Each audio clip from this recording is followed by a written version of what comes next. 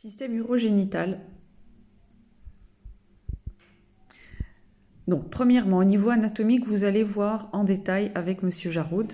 Donc ça, c'est inutile de reparler de la biologie, c'est quasiment une perte de temps à ce stade-ci. Donc, vaut mieux avancer sur les médicaments, sur les symptômes, sur les plaintes. Et vous allez de toute façon tout repasser en revue avec Monsieur Jaroud. Donc, ce n'est pas un problème. On commence par la première plainte, l'hypertrophie bénigne de la prostate. Prostate, c'est donc tout le monde sait ce que c'est la prostate, c'est spécifique aux hommes, donc vous savez à quoi sert la prostate.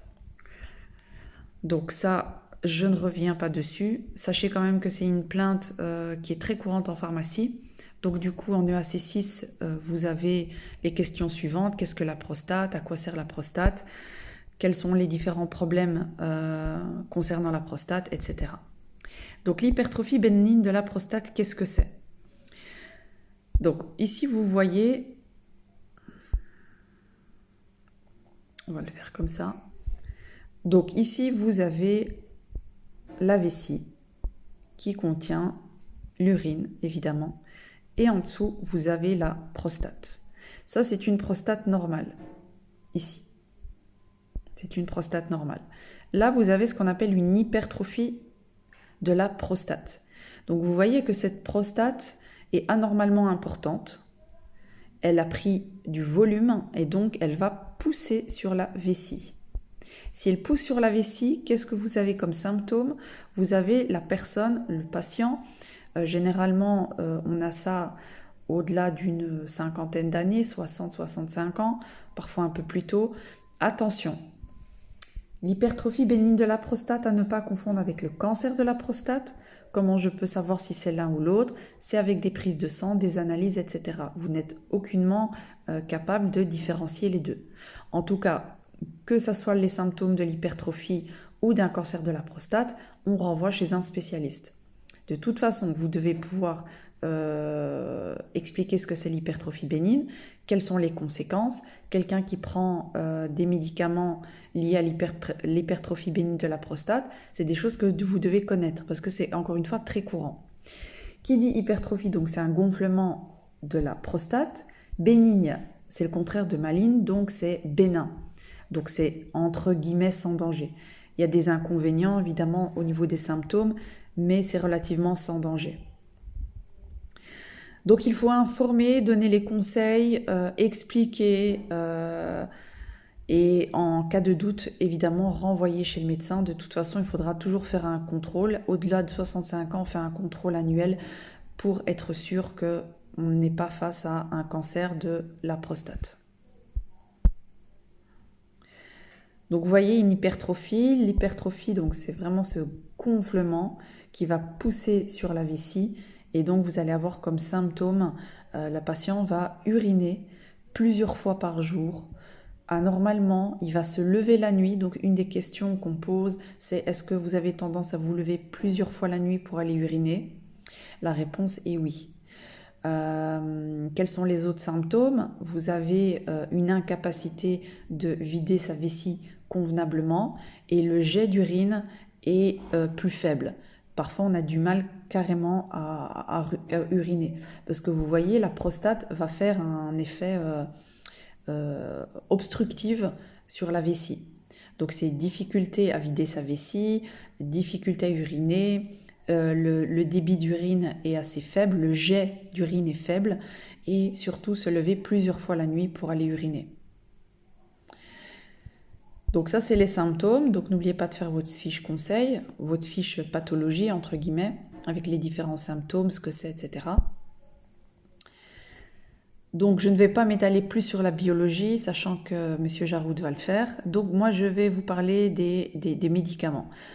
On ne va pas rentrer trop dans le détail, parce que c'est quand même des médicaments assez spécifiques. Je vais m'arrêter sur 2-3 choses qui sont assez intéressantes. Donc la première chose, c'est ici les alpha-bloquants. C'est les plus courants. Les alpha-bloquants, c'est les plus courants. Donc, vous avez tous délivré, j'imagine, de la tamsulosine. La spécialité originale, c'est Omic. Et là, donc, vous avez tamsulosine différents génériques. Donc, c'est une prise par jour pas de moment particulier après les repas. C'est un traitement de fond. Généralement, c'est un traitement long terme. Vous devez simplement, pour ces médicaments-là, pouvoir connaître la classe anatomique, la classe thérapeutique. Quoi d'autre? Par rapport aux effets indésirables, vous ne devez pas les connaître parce que c'est pas les plus courants aussi. L'indication, donc le principe actif, la spécialité, la classe anatomique, classe pharmacologique et l'indication. Et savoir que c'est 1 fois par jour. Petit mot pour les inhibiteurs de la 5-alpha-réductase. Donc vous avez compris, 5-alpha-réductase, ASE, c'est une enzyme. Donc c'est des bloqueurs de cette enzyme-là, c'est le fameux finastéride. Alors finastéride, attention. Finastéride, c'est pour l'hypertrophie bénigne de la prostate, mais vous savez qu'il est détourné en pharmacie, on l'utilise pour l'alopécie, donc pour la calvitie, pour la perte de cheveux. Il peut être utilisé chez la femme aussi. Donc c'est une indication détournée, on va dire. On le fait en préparation. Donc le finastéride ici, pour l'hypertrophie bénigne de la prostate, c'est du 5 mg. Mais pour l'alopécie, donc la chute de cheveux, c'est une préparation que vous allez faire en pharmacie avec du 1 mg. Donc généralement, quand c'est du 5 mg, c'est pour l'hypertrophie bénigne de la prostate. Mais quand c'est du 1 mg, c'est pour l'alopécie. Alors attention, vous notez bien que le finastéride est hautement tératogène. Il est hautement tératogène. Donc si vous êtes enceinte ou vous prévoyez d'avoir un bébé, vous ne pouvez pas prendre de finastéride et vous ne pouvez pas faire la PrEP à la pharmacie. C'est dangereux. Si vous inhalez du finastéride et que vous êtes enceinte ou que vous désirez avoir un bébé. Donc pour les assistantes, faites attention. Ne préparez pas de finastéride si vous êtes dans ce cas-là. Les associations, j'en parle moins. Les médicaments à base de plantes. Donc on a vu ensemble Serenao repens, c'est le petit palmier de Floride. Donc vous avez Prostacérène, Urgena et Prostaurgena. Je pense qu'il y en a un des 3 qui n'est plus commercialisé cette année. Je verrai bien avec la liste de médicaments.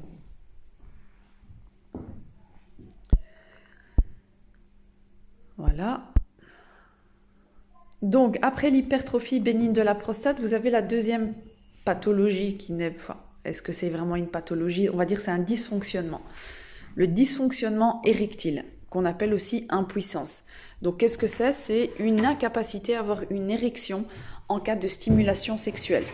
Donc en cas de stimulation sexuelle, vous avez le système nerveux qui va s'enclencher, des aires du cerveau, avec la stimulation sexuelle, puis vous allez avoir une vasodilatation et donc une vasodilatation au niveau du pénis et donc une érection.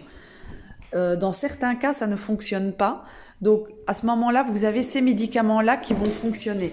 Ces médicaments-là fonctionnent comment? Alors ils vont fonctionner tout simplement, à la base ils ont été créés pour l'insuffisance cardiaque. C'est de la même famille que le Coruno. Donc c'est un vasodilatateur. Donc on a utilisé ça pour le cœur pendant les essais cliniques et on s'est rendu compte que les messieurs avaient des érections. Donc ils se sont dit, ben voilà, on va détourner ce médicament-là qui à la base était pour le cœur, pour l'insuffisance cardiaque, pour une vasodilatation. Ben, ça crée une vasodilatation au niveau du pénis et donc ça facilite l'érection.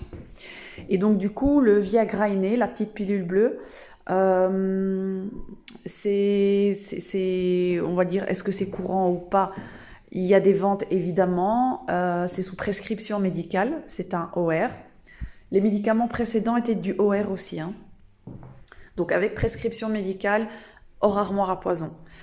Alors, ils ne sont pas remboursés, comme les médicaments de l'hypertrophie de la bénigne de la prostate et le Viagra, ce n'est pas remboursé. Il faut tout doucement avoir des notions en tarification. Alors, est-ce qu'il y a des effets indésirables? Oui, vous devez les connaître. Donc, c'est comme pour le Coruno et compagnie, c'est comme ça provoque une vasodilatation. On a vu la semaine passée une migraine, ce que c'était une vasodilatation. Donc, ça provoque des céphalées, des bouffées de chaleur, hypotension, vertige. Et dans certains cas, ça peut donner des AVC. Et donc, c'est pour ça qu'il y a certains messieurs qui ont eu des problèmes en utilisant le Viagra. Et c'est pour ça que c'est sous ordonnance. Ça peut donner des AVC. et des infarcts du myocarde, donc les fameux infarctus du myocarde, les crises cardiaques. Donc il est déjà arrivé qu'en prenant du Viagra, en ayant un rapport sexuel sous Viagra, le monsieur ait un infarctus du myocarde. C'est quelque chose qui est déjà arrivé assez souvent. Donc vous ne pouvez en aucun cas vendre du Viagra sans prescription médicale. Vous avez souvent des demandes à la pharmacie, j'en ai déjà eu, tout le monde en a déjà eu, pour du Viagra. Évidemment, vous ne pouvez pas en donner. Vous expliquez bien que ça provoque des infarctus du myocarde. La cystite et la pyélonéphrite. Donc, nous avons vu ça. Nous avons vu ça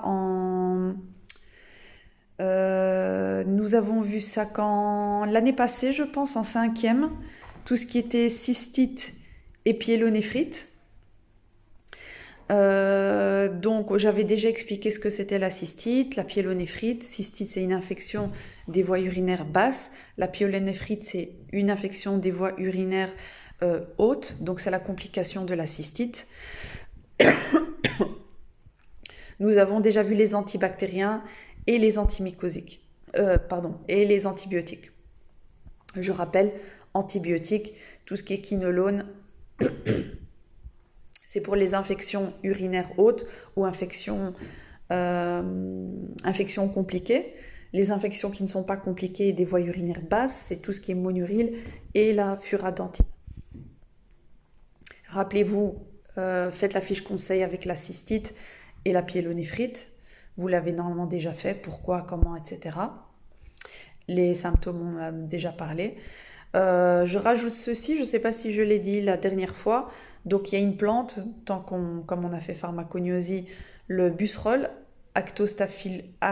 Actostaphylos uva ursi, qui est du busserol. Donc vous avez les feuilles de busserol qui fonctionnent bien, qui empêchent Helicobacter pylori, Escherichia coli, pardon, je suis fatiguée, Escherichia coli de se fixer sur les parois de la vessie. Parce que c'est Escherichia coli que vous avez dans la flore fécale qui va repasser quand on s'essuie mal ou problème d'hygiène ou de cuvette, etc. Ou autre problème, hein. C'est pas toujours un problème d'hygiène la cystite. Hein. Ne faites pas passer le patient pour quelqu'un de sale entre guillemets.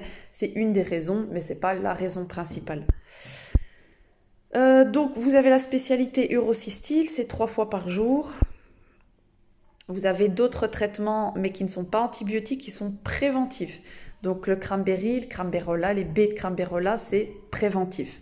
Vous avez aussi Femanose, qui est c'est un dispositif médical. Donc Femanose, c'est un dispositif médical, voire posologie en pharmacie, elle est particulière. On commence avec un grand nombre de sachets, puis on diminue. Donc Femanose, il est un peu préventif et il est curatif aussi. Par contre, le reste, tout ce qui est cranberry, là, c'est non curatif, c'est vraiment préventif. La cystite.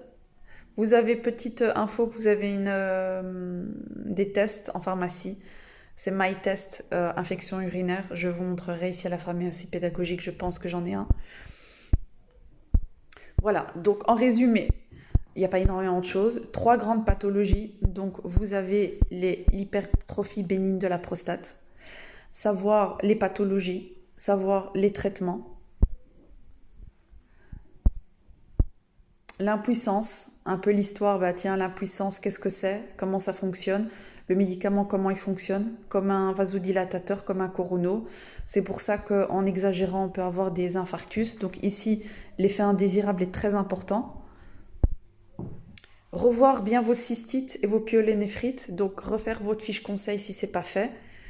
Et bien retravailler ce chapitre-là, s'il vous plaît, c'est important.